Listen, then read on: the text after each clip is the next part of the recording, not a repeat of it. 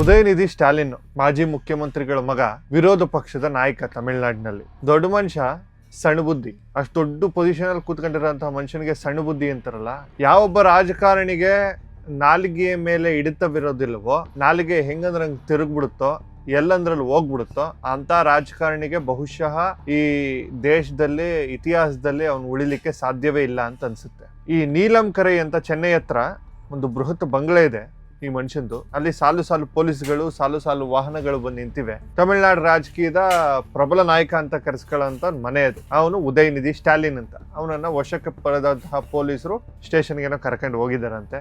ಒಂದು ಡ್ರಾಮಾ ನಡೀತಾ ಇದೆ. ಈ ಬಂಧನದ ಹಿಂದೆ ಯಾವುದೋ ಒಂದು ದೊಡ್ಡ ಆರ್ಥಿಕ ಹಗರಣ ಇಲ್ಲ, ಭ್ರಷ್ಟಾಚಾರದ ಆರೋಪವೂ ಇಲ್ಲ. ಬದಲಾಗಿ ಕೇವಲ ಒಂದು ವಾಕ್ಯ, ಒಂದು ಬಹಿರಂಗ ಸಭೆಯಲ್ಲಿ ಸಾವಿರಾರು ಜನರ ಮಧ್ಯ ಆಡಿದ ಕೇವಲ ಒಂದು ದ್ವಂದ್ವಾರ್ಥದ ಅಂದ್ರೆ ಡಬಲ್ ಮೀನಿಂಗ್ ವರ್ಡ್ ಇವತ್ತು ತಮಿಳುನಾಡಿನ ರಾಜ್ಯ ರಾಜಕಾರಣಕ್ಕೆ ಒಂದು ಬೆಂಕಿಯನ್ನು ಹಚ್ಚಿದೆ. ತಂಜಾವೂರು ಕಾವೇರಿ ನೀರು ಹಂಚಿಕೆಯಂತಹ ಅತ್ಯಂತ ಗಂಭೀರ ಮತ್ತು ಸೂಕ್ಷ್ಮ ವಿಚಾರದ ಬಗ್ಗೆ ಬೃಹತ್ ಸಾರ್ವಜನಿಕ ಸಭೆ ನಡೀತಾ ಇತ್ತು. ವೇದಿಕೆ ಮೇಲೆ ಮೈಕ್ ಹಿಡಿದು ಉದಯನಿಧಿ ಸ್ಟಾಲಿನ್ ಭಾಷಣ ಮಾಡ್ತಾ ಇದ್ದ. ವಾತಾವರಣ ಬಿಸಿ ಆಗ್ತಾ ಇತ್ತು. ಆದ್ರೆ ಇದ್ದಕ್ಕಿದ್ದಂತೆ ಸಭೆಯ ಒಂದು ಮೂಲೆಯಿಂದ ಒಂದು ಕೂಗು ಕೇಳ್ಬರುತ್ತೆ. ಅದು ಕಾವೇರಿ ಅಲ್ಲ, ತಮಿಳುನಾಡಿನ ಹಿತಕ್ಕಾಗಿ ಅಲ್ಲ, ಅದು ಒಂದು ಗುಂಪು ನಿಂತ್ಕೊಂಡು ಕೂಗಾಡ್ತಾ ಇದ್ರು. ತ್ರಿಷಾ ತ್ರಿಷಾ ತ್ರಿಷಾ ಅಂತ ಕಿರ್ಚಾಡ್ತಾ ಇದ್ರು. ಯಾವುದೇ ಸಾರ್ವಜನಿಕ ಸಭೆಗಳಲ್ಲಿ ಇದು ನಡೀತವೆ. ಇಲ್ಲಿ ಸಿದ್ದರಾಮಯ್ಯನವ್ರು ನಿಂತ್ಕೊಂಡು ಮಾತಾಡ್ತಾ ಇದ್ರೆ ಡಿ ಕೆ ಅಂತ ಕೂಗೋರ್ ಇರ್ತಾರೆ. ಅಲ್ಲಿ ಯಡಿಯೂರಪ್ಪನವ್ರು ಮಾತಾಡ್ತಾ ಇದ್ರೆ ಶೋಭಕ್ಕ ಅಂತ ಕೂಗೋರ್ ಇರ್ತಾರೆ. ಈ ಕಡೆ ಯಾರೋ ಒಂದು ಮಹಿಳಾ ಇವ್ರು ಮಾತಾಡ್ತಾ ಇದ್ರೆ ಯಾವ್ದೋ ಒಂದು ಸಿದ್ದರಾಮಣ್ಣ ಅಂತ ಕೂಗುವಂತ ಒಂದು ವರ್ಗ ಇರ್ತದೆ. ಒಂದು ಕ್ಷಣ ವೇದಿಕೆ ಮೇಲಿದ್ದ ನಾಯಕರೆಲ್ಲ ಒಂದ್ ಸ್ವಲ್ಪ ಕಕ್ಕಾಬಿಕ್ಕಿ ಆಗ್ತಾರೆ. ಕಾವೇರಿ ಹೋರಾಟದ ಮಧ್ಯೆ ಈ ಸಿನಿಮಾ ನಟಿಯ ಹೆಸರು ಯಾಕೆ ಬಂತು? ಅಲ್ಲಿ ಮೈಕ್ ಹಿಡಿದು ನಿಂತಿದ್ದ ಉದಯನಿಧಿ ಸ್ಟಾಲಿನ್ ಆ ಗುಂಪನ್ನ ಸುಮ್ನಾಕ್ಸೋ ಬದಲು ಒಂದು ಮಾತನ್ನ ಹೇಳ್ತಾರೆ. ನೀರು ಬೇರೆಲ್ದು ತಲುಪ್ತದೋ ಇಲ್ವೋ ಗೊತ್ತಿಲ್ಲ, ಅಲ್ಲಿಗೆ ಮಾತ್ರ ತಲುಪಬೇಕು ಅಂತ. ಅಂದ್ರೆ ತ್ರಿಷಾ ಹೆಸರು ಹೇಳಿದಕ್ಕೆ ಆ ಒಂದು ಕ್ಷಣ, ಒಂದು ವಾಕ್ಯ ಇಡೀ ರಾಜ್ಯದ ರಾಜಕೀಯ ಸಮೀಕರಣಗಳನ್ನೇ ಬದಲಾಯಿಸುತ್ತೆ. ಇದು ಕೇವಲ ನಾಲಿಗೆ ಹರಿಬಿಟ್ಟ ಆಕಸ್ಮಿಕ ಘಟನೆಯಾಗಿಲ್ಲ. ಇದು ನೇರವಾಗಿ ಮುಖ್ಯಮಂತ್ರಿ ವಿಜಯ್ ಹಾಗೂ ತ್ರಿಷಾ ನಡುವೆ ನಡೆಯುತ್ತಿರುವ ಅದೇನೋ ಒಂದು ವದಂತಿಗಳಿದೆಯಲ್ಲ, ಅವ್ರಿಗೆ ಅಫೇರ್ ಇದೆ ಅದು ಇದು ಅಂತ, ಅದಕ್ಕೆ ಎಸೆದ ಕಲ್ಲಾಗಿತ್ತು. ಅವತ್ತು ತಂಜಾವೂರಿನಲ್ಲಿ ನಿಜಕ್ಕೂ ಏನಾಯ್ತು ಮತ್ತು ಆ ಒಂದು ಹೇಳಿಕೆ ಉದಯನಿಧಿ ಅವರನ್ನ ಪೊಲೀಸ್ ಅತಿಥಿಯಾಗುವಂತೆ ಮಾಡಿದ್ದು ಹೇಗೆ ಎಂಬುದರ ಇಂದಿನ ವಾಸ್ತವಿಕ ಸತ್ಯಾಂಶವನ್ನ ಭೇದಿಸುವಂತಹ ಕೆಲಸವನ್ನ ಮಾಡೋಣ ಈ ವಿಡಿಯೋದಲ್ಲಿ. ಕೊನೆವರೆಗೂ ನೋಡಿ. ತಮಿಳುನಾಡು ರಾಜಕೀಯದಲ್ಲಿ ಯಾವತ್ತೂ ಸಿನಿಮಾ ಮತ್ತು ಅಧಿಕಾರದ ನಡುವಿನ ಅಗ್ಗಜಗ್ಗಾಟ ನಡೀತಾನೆ ಇರ್ತದೆ. ಆದ್ರೆ ಈಗಿನ ಪರಿಸ್ಥಿತಿ ಹಿಂದಿಗಿಂತಲೂ ವಿಭಿನ್ನವಾಗಿದೆ. ಒಂದು ಕಡೆ ದಶಕಗಳ ಇತಿಹಾಸವಿರುವ ದ್ರಾವಿಡ ಮುನ್ನೇತ್ರ ಕಳಗಂ ಅಂದ್ರೆ DMK, ಮತ್ತೊಂದು ಕಡೆ ಸಿನಿಮಾ ರಂಗದ ಇಳೆಗೆ ವಿದಾಯ ಹೇಳಿ ತಮಿಳಿಗ ವೆಟ್ರಿ ಕಳಗಂ ಅಥವಾ TVK ಪಕ್ಷವನ್ನ ಕಟ್ಟಿ ನೇರವಾಗಿ ಮುಖ್ಯಮಂತ್ರಿ ಗಾದಿಗೇರಿರುವ ವಿಜಯ್. ಈ ಇಬ್ಬರ ನಾಯಕರ ನಡುವಿನ ರಾಜಕೀಯ ಹಣಾಹಣಿ ಇದೆಯಲ್ಲ, ಅದು ಕೇವಲ ಸೈದ್ಧಾಂತಿಕವಾಗಿ ಉಳಿದಿಲ್ಲ, ಈಗ ವೈಯಕ್ತಿಕ ಮಟ್ಟಕ್ಕೆ ಇಳಿತಾ ಇದೆ. ತಂಜಾವೂರಿನ ಸಭೆಯನ್ನ ನಾವು ವಾಸ್ತುನಿಷ್ಠವಾಗಿ ಗಮನಿಸಿದ್ರೆ ಕಾವೇರಿ ವಿಚಾರ ಎಂಬುದು ಕೇವಲ ಒಂದು ನದಿ ನೀರಿನ ವಿವಾದವಲ್ಲ, ಅದು ತಮಿಳುನಾಡಿನ ರಾಜಕೀಯ ಕೇಂದ್ರ ಬಿಂದು. ಇಂತಹ ಸೂಕ್ಷ್ಮ ವೇದಿಕೆಯಲ್ಲಿ ವಿರೋಧ ಪಕ್ಷದ ನಾಯಕರೊಬ್ಬರ ಗುಂಪೊಂದು ತ್ರಿಷಾ ಎಂದು ಕೂಗಿದಾಗ ಯಾಕಷ್ಟ ಹಗುರವಾಗಿ ಪ್ರತಿಕ್ರಿಯಿಸಿದ್ರು. ವಾಸ್ತವವಾಗಿ ಉದಯನಿಧಿಗೆ ತಲೆಯಲ್ಲಿ ಒಂದು ಚೂರು ಬುದ್ಧಿ ಇಲ್ಲ. ಯಾವತ್ತಾದ್ರೂ ಒಂದು ಎಚ್ಚೆತ್ಕೊಂಡು ತಾನು ಕಾವೇರಿ ನೀರಿನ ಬಗ್ಗೆ ಮಾತಾಡ್ತಾ ಇದ್ದೇನೆ ಅಂತ ಸ್ಪಷ್ಟಪಡಿಸಲು ಪ್ರಯತ್ನಿಸಬಹುದಿತ್ತು. ಆದರೆ ಆ ಮನುಷ್ಯ ಆಡಿದ ಮಾತು ಬಾಲಿಶವಾಗಿತ್ತು.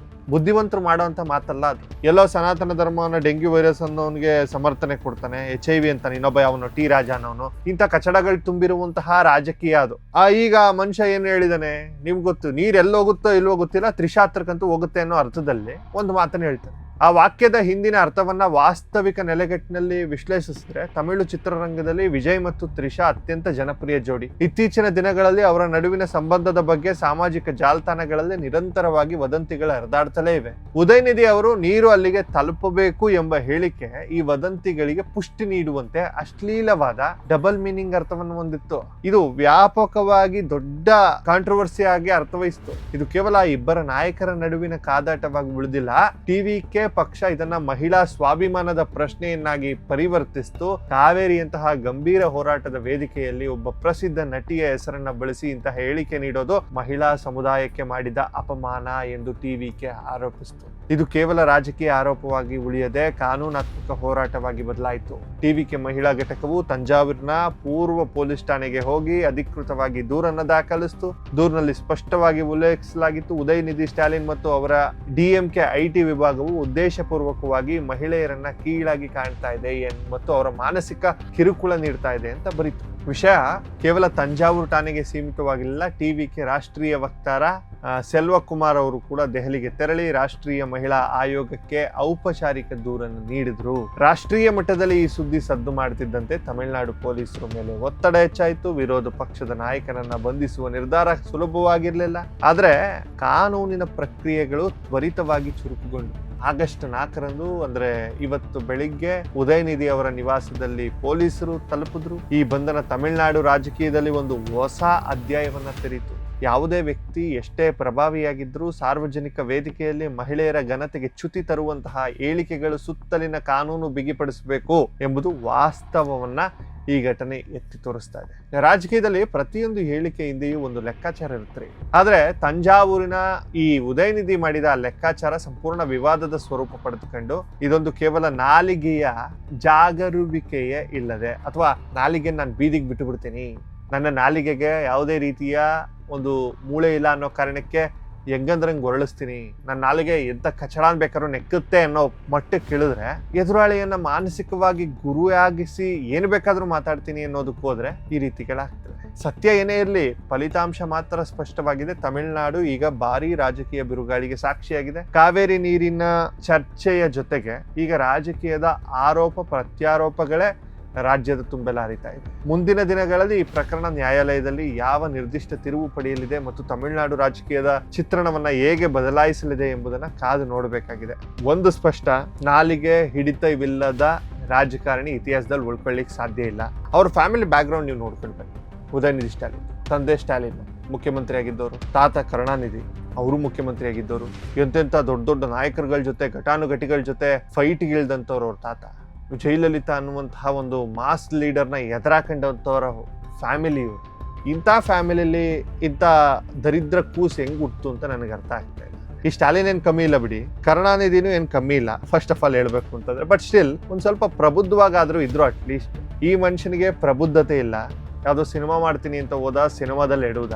ಈಗ ಅದೇನೋ ಮಾಡ್ತೀನಿ ಅಂತ ಬಂದು ಆ ಸಿನಿಮಾ ನಟಿ ವಿರುದ್ಧವಾಗಿ ಏನೋ ಹೇಳಿಕೆ ಕೊಡ್ಲಿಕ್ಕೆ ಹೋಗಿ ಈಗ ಈ ಒಂದು ಪ್ರಕರಣದಲ್ಲಿ ಸಿಲುಕಿದ್ದಾನೆ. ನನ್ನ ಪ್ರಕಾರದಲ್ಲಿ ತಮಿಳುನಾಡಿನ ರಾಜಕೀಯ ಇತಿಹಾಸದಲ್ಲಿ ಈ ಒಂದು ಘಟನೆ, ಈ ಅರೆಸ್ಟ್ ಬಹಳ ದೊಡ್ಡ ಸುದ್ದಿಯನ್ನ ಮಾಡುತ್ತೆ, ಸಂಚಲನವನ್ನ ಸೃಷ್ಟಿಸುತ್ತೆ ಅಂತ ನನಗೆ ಅನಿಸ್ತಾ ಇದೆ. ಬೇಗ ಫಾಸ್ಟ್ ಟ್ರಯಲ್ ಆಗಬೇಕು, ಇಂಥವ್ರಿಗೆ ಬೇಗ ಶಿಕ್ಷೆ ಆಗಬೇಕು. ಏನು ಬೇಕಾದ್ರೂ ಮಾತಾಡ್ಬೋದು ಅನ್ಕೊಳ್ಳೋರಿಗೆ ಒಂದು ರೀತಿಯ ಎಚ್ಚರಿಕೆಯ ಗಂಟೆಯನ್ನ ನ್ಯಾಯಾಂಗ ವ್ಯವಸ್ಥೆ ಕೊಡಬೇಕು. ಮತ್ತು ಏನು ಮಾತಾಡಿದ್ರು ನಡೆಯುತ್ತೆ ಅನ್ನೋರಿಗೆ ಎರಡು ಬಿಟ್ಟು ಬುದ್ಧಿ ಹೇಳುವಂತಹ ಸ್ಥಿತಿ ಆಗ್ಬೇಕು, ಅದು ಕಾನೂನಿನ ಮೂಲಕ. ಕಾವೇರಿ ಅನ್ನುವಂತಹ ಒಂದು ಸೂಕ್ಷ್ಮ ವಿಚಾರವನ್ನ ಇಟ್ಕೊಂಡು ರಾಜಕೀಯ ಮಾಡುವ ಈ ತಮಿಳುನಾಡಿನಲ್ಲಿ ಇವತ್ತು ಈ ರೀತಿಯ ಒಂದು ದೊಡ್ಡ ತಿರುವು ಪಡೆದುಕೊಂಡಿದೆಯಲ್ಲ, ದಟ್ ಈಸ್ ನಾವೆಲ್ಲ ಅಬ್ಸರ್ವ್ ಮಾಡಬೇಕಾಗಿರುವಂತಹ ವಿಚಾರ. ಸೊ ವಿಚಾರ ನಿಮಗೆ ಗೊತ್ತಿರಲಿ ಅನ್ನುವಂತಹ ಕಾರಣಕ್ಕೆ ವಿಡಿಯೋ ಮಾಡಿದ್ದೀನಿ. ಮುಂದಿನ ವಿಡಿಯೋದಲ್ಲಿ ಸಿಗ್ತೀನಿ. ನಮಸ್ಕಾರ.